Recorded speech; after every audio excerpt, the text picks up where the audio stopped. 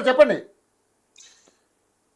Yeah నేనేమంటున్నా, ఇప్పుడు ఈ రైతుల పరిస్థితి ఇలా కావడానికి కాంగ్రెస్ ప్రభుత్వం కారణం అన్నది అందరూ ఒప్పుకోవాల్సింది సార్. ఎందుకంటే 2014లో రాష్ట్రం వచ్చినప్పుడు రైతుల ఆత్మహత్యలు 898 అండి. ఇక పాత రోజుల్లో తీసుకపోతాం అంటే ఇక రైతుల ఆత్మహత్యల్లోనే తీసుకుపోయి ఫస్ట్.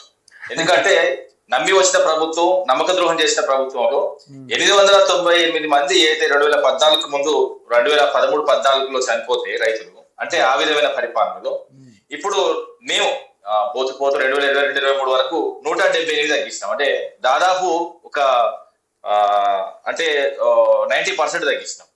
అవసరమైతే లెక్కలు కదా, ముఖ్యంగా ఏంటంటే ఎన్సీఆర్బి లెక్కలే. ఇప్పుడు నా లెక్కలు కాదు, నీ లెక్కలు కాదు, కాకి లెక్కలు కూడా అసలే కాదు.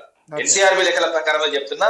ఏదైతే వాస్తవంగా కాంగ్రెస్ ప్రభుత్వం వచ్చిన తర్వాత, నమ్మబలికి వచ్చిన తర్వాత రైతులకు అది చేస్తాం ఇది చేస్తాం అన్ని మొత్తం ఈ డిక్లరేషన్, వరంగల్ డిక్లరేషన్ సాక్షిగా చెప్పింది గౌరవ కేటీఆర్ గారు కూడా ప్రశ్నించడం. ఎందుకంటే రైతు బంధు మేము ఎగగొట్టాము, రైతు బంధు మేము ఎగ్గొడితే మేము అవలగాలమా దివానగాలమా అంటే అది ప్లే చేసి రైతులను అడిగిండు. మరి ఇప్పుడు ఎవడు ఎగ్గొట్టిండు, ఎవరు ఎగ్గొట్టినట్టు, ఎవడు దివానగాడు అంటే క్లియర్ గా రైతులు చెప్పడం జరిగింది. ముఖ్యంగా ఏంటంటే మాకు పోటీగా మీకు సభలు పెట్టుకుంటున్నారు. అంతకుముందు వాస్తవంగా మేళాలు లేవండి. కాంగ్రెస్ సంబంధించిన రైతు మేళాలు అసలు పిక్చర్ కూడా లేవు. మేము ఏదైతే 6వ తారీఖు వరంగల్ డిక్లరేషన్ సంబంధించిన డేట్ అవుతుంది కాబట్టి ఆ డేట్ ప్రకారం గౌరవ కేసీఆర్ గారు కానీ కేటీఆర్ గారి సభ ఉండదని కొంచెం లీక్ ఇచ్చిన తర్వాత వెంటనే మేళాలు పెట్టుకొని ఆర్ట్స్ కాలేజ్ గ్రౌండ్ 3 రోజులు బుక్ చేసుకున్నారండి. ఎందుకంటే 5, 6, 7 ఈ 3 రోజులు బుక్ చేసుకొని అందులోకి ఏదైతే బీఆర్ఎస్ పార్టీ వాళ్ళు పోకుండా తగు భద్రత పాటించింది. కానీ ఇంకోటి ఏంటంటే రైతుల మైండ్లకి వెళ్ళి మాత్రము గౌరవ కేసీఆర్ గారు చేసిన మంచి పనులు అసలే పోవండి. ఇప్పుడు మేము రైతు బంధు ప్రకారం ఈ రైతు బంధు పథకం తీసుకొచ్చి దేశంలో ఎవరు అందరికీ తెలుసు. ఇప్పుడు ఏ రాష్ట్రంలో కూడా 28 రాష్ట్రాలు, కేంద్ర ప్రాంతాలు వాస్తవం ఎక్కర్లేదు. ముఖ్యంగా ఏంటంటే కేంద్ర ప్రభుత్వం ఇస్తున్న రైతు సాయం కూడా మన కాపీ అని కూడా అందరికీ తెలుసు. రైతు బంధు ద్వారా దాదాపు అంటే ఏడాది 10,000 రూపాయలు వేసి 73,000 కోట్లు డైరెక్ట్ గా నేరుగా రైతుల అకౌంట్లకు వేయడం జరిగింది. అదే విధంగా 36,999 కోట్లు అయితే రైతులకు 24 గంటల కోసం ఖర్చు పెట్టడం జరిగింది. అదే విధంగా 29,000 కోట్ల ఖర్చుతో 58.3 లక్షల మందికి రుణమాఫీ చేయడం జరిగింది, 1 lakh. అదే విధంగా ప్రపంచంలో అతిపెద్ద లిఫ్ట్ ఇరిగేషన్ ప్రాజెక్ట్ ఇది కాళేశ్వరం, అందరికీ తెలుసు. ఇది దాదాపు ఎందుకంటే 45 లక్షల. ఈ రోజు మనం అంటే సరే కేటీఆర్ గారు మాటల గురించి మాట్లాడండి, కానీ మన సబ్జెక్ట్ మాత్రం డైవర్ట్ చేయకండి. ఈ రోజు సబ్జెక్ట్ ఏంటంటే రైతులు జరిగిన నష్టం గురించి మాట్లాడండి. అది దాని గురించి మాట్లాడండి. నేనేమంటున్నా అంటే కంపేర్ చేయాలి కదా అండి. ఇప్పుడు ఏం చేయలేదు బీఆర్ఎస్ ప్రభుత్వం అంటే 2014లో మా చేతికి వచ్చినప్పుడు వాస్తవంగా రాష్ట్రంలో 35 లక్షల ఎకరాలు మాత్రమే సాగు భూమి ఉండేదండి, సాగయ్యేది. మా చేతికి వచ్చిన తర్వాత 1,21 లక్షల ఎకరాలకు వాస్తవంగా దాటింది. అంటే దాదాపు డబల్ కంటే ఎక్కువ చేసిన. ఈ విధంగా చేసిన తర్వాత పూర్తిగా చెప్పాను మేడం. ఎందుకంటే వరి సాగు, ముఖ్యంగా వరి గురించి చెప్పారు కాబట్టి వరి గురించి మాట్లాడుకొని ఇప్పుడున్న మొక్కజొన్న గురించి మాట్లాడుకున్నాను. ఎందుకంటే నేను కూడా కల్లాలు తిరుగుతున్నా కాబట్టి ఆ కల్లాల్లో వాస్తవంగా రైతుల కన్నీళ్లు పోతున్నాయి అండి. వాస్తవంగా ఏంటంటే నిన్న నేను ఎన్మావుల మార్కెట్ కూడా పోవడం జరిగింది. అక్కడ పాపం మహిళా రైతులు గాని లేకపోతే వృద్ధ రైతులు గాని అక్కడ వచ్చి 20-25 రోజులుగా కాంటా పెట్టమంటే కూడా కాంటా పెట్టని పరిస్థితి, కాంటా పెట్టమంటే 1,500 రూపాయలు లక్షం అడిగే పరిస్థితి, ఆఖరికి బార్దా నీయలేని పరిస్థితి, ఈ విధమైన ఘోరమైన పరిస్థితులు అనుభవిస్తున్నారు 20-25 రోజులుగా మొక్కజొన్న రైతులు.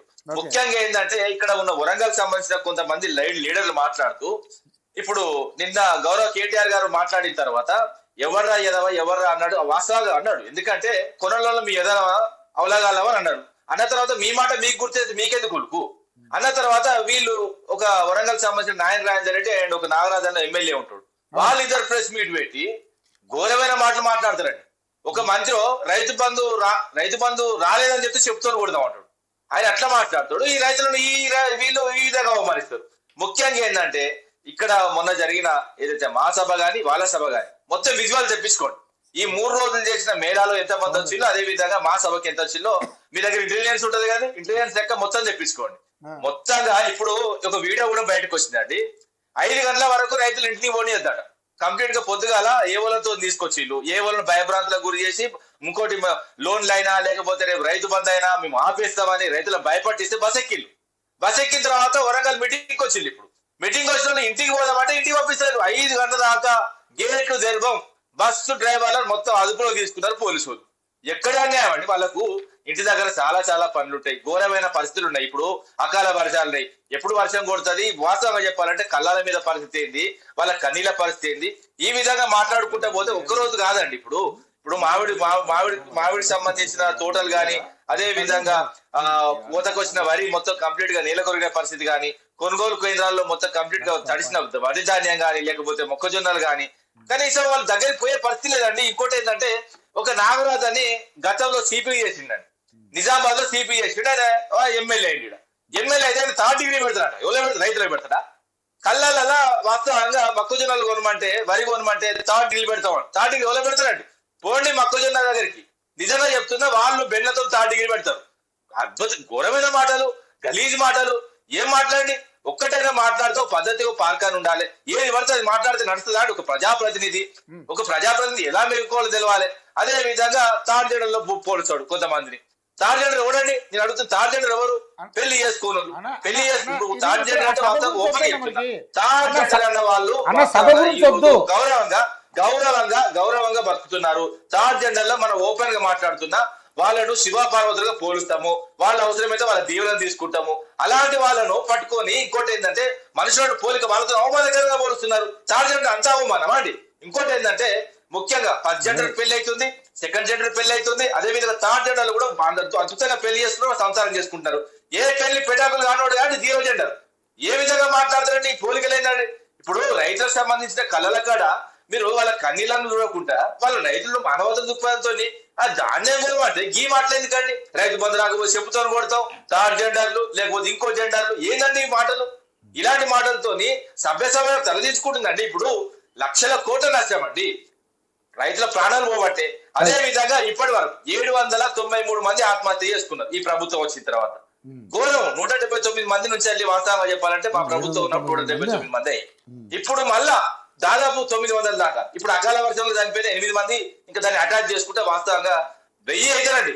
1000 మంది రైతుల ప్రాణాలు తీసిన వాళ్ళు, 1000 మంది వాస్తవంగా కుటుంబాల వాస్తవంగా కుంకుమ నుదుటిపై తుడిచి వచ్చిన వాళ్ళు. ఈ దరిద్రమైన పాలన, ఈ వాస్తవ ఈ రాక్షస పాలన, ఈ అనంటే దేవతాసురుడు అని. ఎవరండి దేవతాసురుడు? ఎందుకు వచ్చిండండి? రైతుల కోసం వచ్చిన ప్రభుత్వం రైతులను రాజులు చేస్తామంటే రాజులు కాదండి, బిగారులను చేస్తున్నారు ఈ ప్రభుత్వం. ముఖ్యంగా ఏంటంటే ఇప్పుడు పంట సాయం అందిస్తారు. పంట సాయం 3 సార్లు ఎగ్గొట్టే విషయం అందరికి తెలుసు. పంట సాయం ఎగ్గొట్టి ఎవరైనా ఆయన అంటే చెప్తాడు కొడతా అంటారు. అదే విధంగా ఇప్పుడు కొనమంటే కూడా అదో మాట ఇదో మాట. కొనమంటే వాళ్ళు రైతులను తిడతావు, ఆఖరికి పంట సాయం చేయమన్నా రైతులను తిడతావు, ఆఖరికి వాళ్ళని తీసుకపోయి లైన్లో పెట్టి అవమానపరుస్తూ ఈ విధమైన పరిపాలన అయితే ఎందుకు వచ్చిన పరిపాలన ఎందుకు వచ్చిన పరిపాలన? ఇది ఎవరికి అక్కడైన పరిపాలన? ఎవరికి ఎవరికైనా యూజ్ అవుతుందండి పరిపాలన? వాళ్ళు దోచుకోవడానికి దాచుకోవడానికి తప్ప ఇంకేం లేదండి. 5 ఏళ్ళు మాత్రమే ప్రభుత్వం ఉంటది, 5 ఏళ్ల తర్వాత మా ప్రభుత్వం రాదని దోపిడి విధానం మీద దోపిడి దారిలో పోతున్నారు తప్ప ఇంకేం లేదండి. Right right right. అంటే నేను అనేది ఏంటంటే సభ గురించి మనం ఎలాగా నిన్న డిస్కషన్ పెట్టాము, ఓన్లీ ఇప్పుడు రైతుల గురించి మనం మాట్లాడుకోవాలనేది నా కాన్సెప్ట్. సరే ఓకే రైట్. జగయ్య గారు నమస్కారం. రైతుల గురించే మాట్లాడినా కదా, అవుట్ ఆఫ్ ది లేదు అంటే నేనేంటంటే ఈ రోజు జరిగింది విమర్శలు రైతులు వాళ్ళ కళ్ళల కాడ కాదంటలేదు రామోజీ గారు, ధాన్యం కాడికి కూడా పోలేకుండా దారుణంగా వరంగల్లో ఆపితే వాళ్ళ పరిస్థితి ఏంటండి? ఇప్పుడు అవసరమైతే మీకు వీడియో పంపుతున్నా, మీరు లైన్ లో ఉండండి, మీ వీడియో ప్లే చేయండి. ఎందుకంటే రైతులు ఏ విధంగా ఆవేదన పడుతున్నారు చూడండి ఒకసారి. ఓకే, నేను ఏమన్నదంటే మీరు మాట్లాడొద్దు అంటలేదు, కాకపోతే విమర్శలు వద్దు మనకి. ఇప్పుడు ఇది కేటీఆర్ గారు ఏం మాట్లాడారు, నాగరాజ్ గారు ఏం మాట్లాడారు, రైతులు చెప్పుతో కొడతానే పడాలి. అట్లంటే కాళేశ్వరంలో అవినీతి జరిగింది అన్నవాడిని చెప్పుతో కొట్టడానికి మీరు కూడా అన్నారు కదా, ఆయన కూడా అన్నారు కదా మాట. అవునండి, చెప్పుతో కొడతామన్నాడు కదా, చెప్పుతో కొట్టడం కామన్ అయిపోయింది. 10 ఒక్కరు కొట్టండి, మాటలు కాదు, నిరూపించి ఏదన్నా సంబంధించి వాళ్ళ